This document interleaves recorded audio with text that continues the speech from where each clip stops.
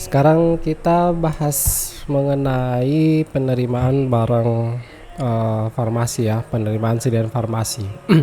Nah, ini kita menggunakan akun gudang farmasi. Nah, ini menunya untuk gudang farmasi memang terlihat lebih simpel karena memang tidak terlalu banyak. Nah, kita mulai dari nanti menu untuk penerimaan barang itu bisa melalui menu pengadaan farmasi, pilih untuk penerimaan barang ya. Nah, ini nanti akan berisikan riwayat penerimaan barang. Nah, nanti dari penerimaan barang ini, kalau memang dia berupa pembelian, nanti akan masuk di sini menjadi faktur ya, daftar pembelian. Oke, nanti di sini akan ada fakturnya, nomor fakturnya, dari mana masuknya, kemudian pembayarannya gimana. Itu semua berasal dari data penerimaan barang. Kita contohkan masuk ke menu ini ya, kemudian tambah penerimaan. Nah, di sini nanti bisa memilih supplier atau PBF-nya ya. Untuk data ini, kalau misalkan tidak ditemukan yang PBF yang mengirim barang, itu nanti bisa ditambahkan di menu administrasi supplier ini. Oke, ditambah. Lanjut kita pilih misalkan dari Kimia Farma ya. Nah, ini nomor faktur nanti diisi saja, nomor faktur sesuai yang ada di faktur. Kemudian tanggal fakturnya ya, tanggal berapa. Nah, bagaimana dengan pembayaran, apakah dia tunai atau kredit. Nah, umumnya kan kredit, jadi kita pilih kredit, tanggal jatuh temponya biasanya 1 bulan, berarti Maret tanggal 21 ya. Kemudian di DP penerimaan barang, ini dia ada pilihan gudang atau apotik. Oke. Nah, kalau dia pilih DP penerimaan barang gudang, berarti stok yang akan barang yang akan kita input ini stoknya masuk ke gudang. Atau kalau kita pilih apotik, berarti stok yang kita input ini dia langsung tercatat masuk ke stok apotik. Nanti disesuaikan dengan kondisi rumah sakit, karena ada rumah sakit yang dia memang ada gudang, tapi jarang sih barang-barang tertentu biasanya langsung masuk ke apotik gitu. Nah, nanti bisa dipilih seperti itu. Ini kita contohkan dia masuk ke gudang ya. Kemudian tanggal penerimaan barang default dia terisi per hari ini. Oke. Kemudian makanya PPN-nya dia apakah total harga sudah termasuk PPN yang 11% atau belum termasuk 11%. Jadi kalau belum termasuk 11% berarti nanti ini dipilih. Tapi kalau harganya sudah termasuk, pilih yang total harga termasuk PPN 11% ya. Kalau 10% kayaknya udah nggak ada lagi sekarang. Oke. Ini berarti nanti total harga yang ada di sini perlu akan dihitung dan pakai PPN lagi. Kalau ini dia tidak, tapi sudah include. Misalkan kita, untuk anggaran ini juga biasanya sudah kalau di rumah sakit swasta nggak dipilih ya, nggak digunakan. Kalau rumah sakit pemerintah nanti tinggal dipilih aja ini. Lanjut kita cari barang yang diterima, misalkan paracetamol tablet ya, itu nomor batch-nya berapa itu diisi sesuai dengan yang ada di faktur. Kemudian tanggal ED-nya misalkan tanggal 1 Februari 2026. Nah, barang yang masuk itu seberapa banyak. Ini ada strip, ada kaplet ya. Biasanya kan sebenarnya yang masuk itu dalam satuan box ya. Nah, ini kenapa tidak ada boxnya, strip hanya kaplet, karena memang data barang yang di data master barangnya itu hanya menggunakan 2 satuan. Paracetamol drop yang ini ya. Ini kalau kita edit, oke. Di sini satuannya satuan terkecil kaplet, satuan sedang strip. Nah, ini diisi terbesarnya. Ini padahal kita bisa bikin dia box. Satu box dia sama dengan 10 strip. Nah ya, ini nilai konversinya. Penjelasan mengenai pengolahan data master obat ini ada di video lainnya terkait dengan persiapan implementasi SIM-RS. Ya. Kita simpan aja, kemudian kita kembali ke tadi penerimaan barang, tambah ya, misalkan Kimia Farma ya. Kita ulang lagi nih penginputannya. Kredit bulan Maret tanggal 1 misalkan, atau tanggal 21, masuk ke gudang tanggal penerimaan hari ini.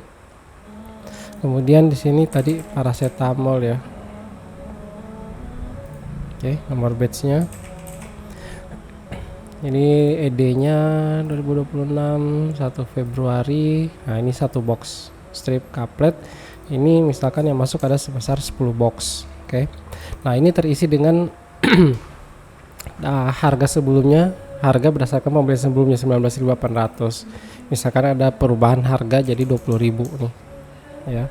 Kemudian karena kita pesannya 10, datang 10, jadi totalnya adalah 200.000 subtotal. Ini klik tambah. Oke.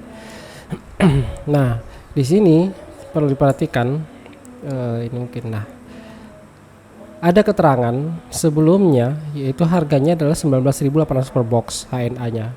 Nah, kemudian ada opsi apakah mau diperbaharui atau tidak. Kalau diperbaharui, nanti HNA-nya akan berubah menjadi harga 20.000 per box. Tapi kalau tidak diperbaharui, berarti nanti harganya tetap 19.800 per box. Ya. Jadi kalau seandainya rumah sakit yang menggunakan harga itu sistem margin, ketika tidak diperbaharui, maka HNA-nya misalkan marginnya 30%, berarti jualnya yaitu 30% dari 19.800 kalau tidak diperbaharui. Tapi kalau diperbaharui, dia menjadi 30% dari 20.000. Gitu. Oke. 20.000 plus 30%. Kemudian di sini diskon ini bisa pakai persen, bisa pakai rupiah. Gitu.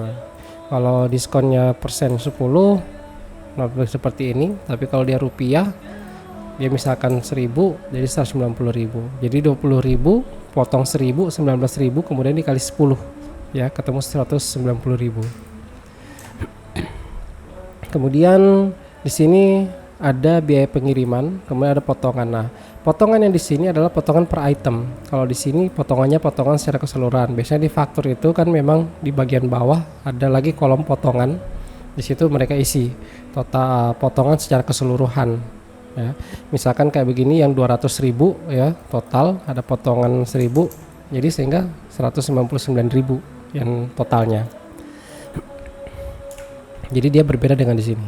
Nah, kalau misalkan ada lebih dari satu barang, berarti pemotongannya secara keseluruhan ya, total yang di sini yang dipotong.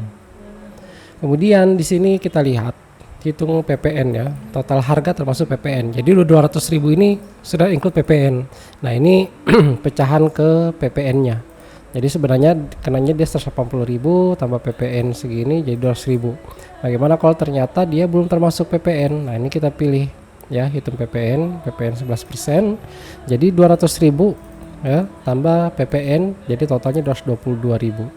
Nanti HNA-nya kalau misalkan hitung PPN-nya belum include PPN ya, berarti nanti HNA-nya itu bukan 20.000 tapi 22.000 gitu, atau 20.000 nanti ditambah 11%. Itu akan tersimpan HNA-nya. Oke, misalkan kita tambah lagi dengan amoxicillin 500 ml ya.